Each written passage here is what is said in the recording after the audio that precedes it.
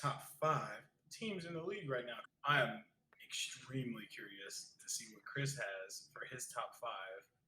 Chris? Some people gonna be shocked, and I got to get that hype train out the way. Mhm. The Bills aren't in my top five. It might be a shocker to a lot of people. They be blowing teams out. They about to play my team, and honestly, I will take Buffalo Saturday. I will do that, but doesn't mean I'm putting them in my top five. Here's why: Hmm. because they're not as great as what everyone says they are. Let's look at who they played so far: Jacoby Brissett, Tyler Heineke, Davis Mills, and they lost to a washed-up Ben Roethlisberger. You wanna you wanna prove Okay. you legit?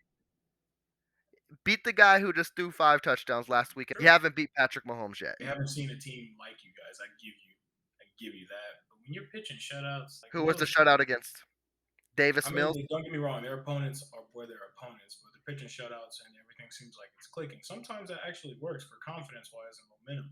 Like they might just go into the game feeling themselves and give you guys a run for your money, and then you'd be like, oh, maybe they were serious. They're not number one just because of who they beaten. We didn't give Denver the credit, and they played 3 terrible teams, and now we're gonna give Buffalo the same credit. I'll jump into my list at number 5. I got Cleveland. They beat a good Minnesota team. It was a low scoring game, but their defense prevailed. They've looked good in every game this year. They could easily be 4-0. They lost to us barely. So I think they're the number 2 team in the AFC right now. Okay. I said number 2. That means I got another AFC team in here. And number 4, I got them Tampa Bay Buccaneers. There's something about the Bucks. Everyone wants them to be this great team, repeat all that, but they lost the prior week to the Rams, and then the homecoming. I don't know. Mac Jones looked better than Brady. Like, I get it. And then my third team on the list. So I got my Rams at the third slot just because they took that L. Division rivals, both undefeated. Someone had to lose. Rams fans, don't be worried. It's your division's tough. You're gonna have those tough matchups. At my number 2, I got them LA Chargers. Marinating this. Wow.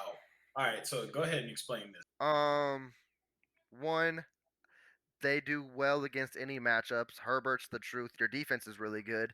You guys got weapons with Williams and Allen for days, and I think you mentioned it a lot last week too when it was against us, and you guys have already had that matchup, and you guys are very familiar with us where that's like a 50-50 game at this point now. It's like whoever has the ball last will win between us. So that's always an exciting matchup where I don't believe that's the same case with Buffalo. Buffalo's going to have to prove that.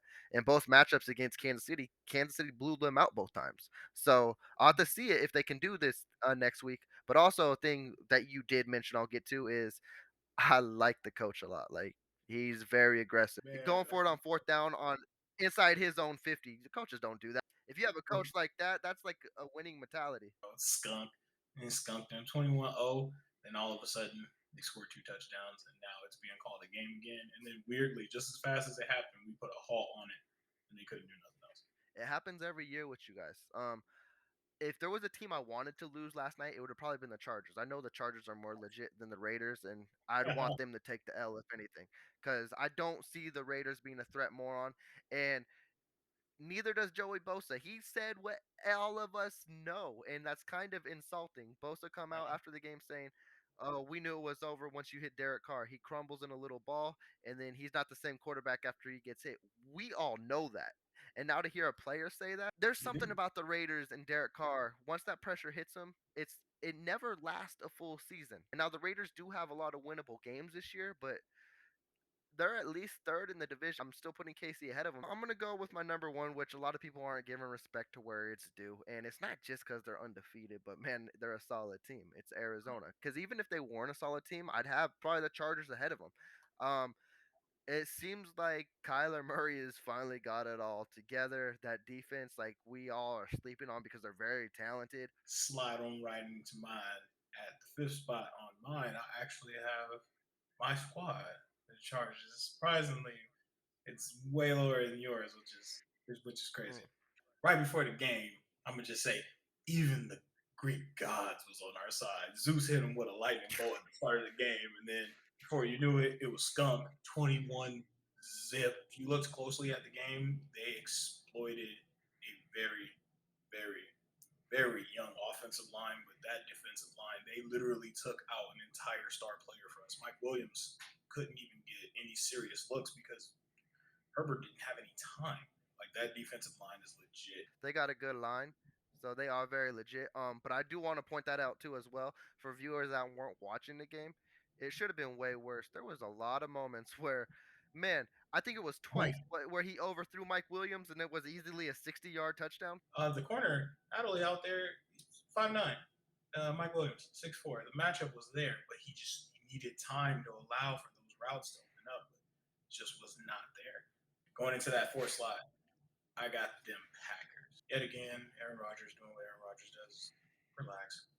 Going into my third slot, them Bills. Yeah, I said it. Bills, right there at the third spot.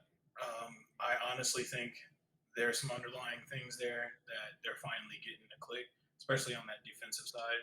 That defense is always like top 10, top 5. Like every year, very consistently. It's always usually quiet, but they have a lot of serious playmakers on that side of the ball. Second spot, if it ain't obvious, we got them, the other Los Angeles team, we got the Rams. They're a matchup nightmare for a lot of things outside of the team that I have slotted above them. If that isn't a complete giveaway. The Cardinals are in top spot, not at all for their being undefeated. It's the way they're doing it. The Bucks. It's the way that they're winning. It's not really too telling, too convincing. Bucks for me are like right outside that top 5 zone for me. Getting tired of everybody in this league talking all that smack. Look, we coming to put everybody on notice. The one piece that is actually very beneficial for us, Joe Lombardi is extraordinarily missed for the New Orleans Saints. He's a gangster, as all his teammates are calling him. He is. He's that mobster style, just Godfather 2, Al Pacino, just with that stoic stare. But you know it's on. You know it's on. He coming to ball. All you gotta do is beat Cleveland. That's gonna be a great matchup as well. They have the defensive line out there. They got Jared and they got Clowney. That's every quarterback's kryptonite. You put anybody in his face, his entire game changes. And with that, we're gonna dive into top 5 waiver wire transactions. Tim, dive right into it. Jared Cook, he's not picked up on too many leagues, but definitely look for him the same way. It's going to be the same kind of looks from Raiders as it will be with the Browns. You're going to see him a lot run down them seams and in them flats. Expect to have him a good day. Knox out there in Buffalo. He put 20 points out there and no one had him. I was sleeping. I'm not even gonna lie. Another tight end, if you can't get that one, got Dalton Schultz. And I said him again last week, and he actually having him a game. Come on. Come on now. Another one for the running backs is gonna be David Montgomery is gone. So the next man up is Damian Williams. Definitely expect him to see good 20 carries. I'll jump right into mine. Trey Lance.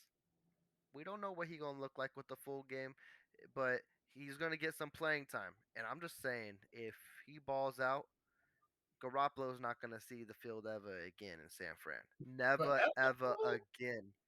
Forever Forever. ever. My number 4 slot, I'm gonna agree with Tim on it. Dalton Schultz. He's been getting more targets with the Cowboys. My number 3 spot, a guy I really have my eyes on, and I think he'll be gone, and he might be claimed in a lot of leagues already, is Zach Moss, Buffalo Bills running back. We know they got a kind of like a running back by committee over there, but he's been getting more touches and he gets more at the goal line too, which means he gets more of the touchdowns, and that's huge in fantasy as well. Uh, he's unclaimed a lot because a lot of people like Singletary, but I don't know. Something about him sticking out right now. He has double-digit fantasy points in every game this year as well. If a player is giving you 10 plus points a game and he's a free agent, go pick him up. Like it's that simple. And then my Right, right. next guy too, we got James Conner. Like we mentioned, struggling in Pittsburgh. It's like he has a resurgent now with Arizona. 2 back-to-back 100-yard games. I don't know how long it'll last, but you might as well pick it up while it's hot. And my number 1, as Tim mentioned, Damian Williams. Montgomery is going to be out for 5 weeks. Damian Williams is a receiving back. He's great at running the ball. I know as a Chiefs fan, he won us the Super Bowl basically against San Fran. If he's healthy, he's a good dual threat. Chicago will implement him like they do David Montgomery. I think you could literally start him for 5 weeks while Montgomery is out. And then honestly, he'd be a liable option when Montgomery is back in as well, because Chicago likes to do the 2 back system. They did it with Cohen too, and Cohen's been on injured reserve. So that could be something interesting to watch out for in the future as well. Kind of like how Urban Meyer be Okay. scooping with his fingers into the women's booty holes. I could not leave that out. Come on, it had to So, be in dude, this. some things I would not want to know. There's glorious internet. Gotta love it. On a humorous note, we're gonna go ahead and call this one right here, guys. It's Tim signing in, signing off. It's the Water Boys. Chris. So we'll check in with y'all later. Take care. Peace.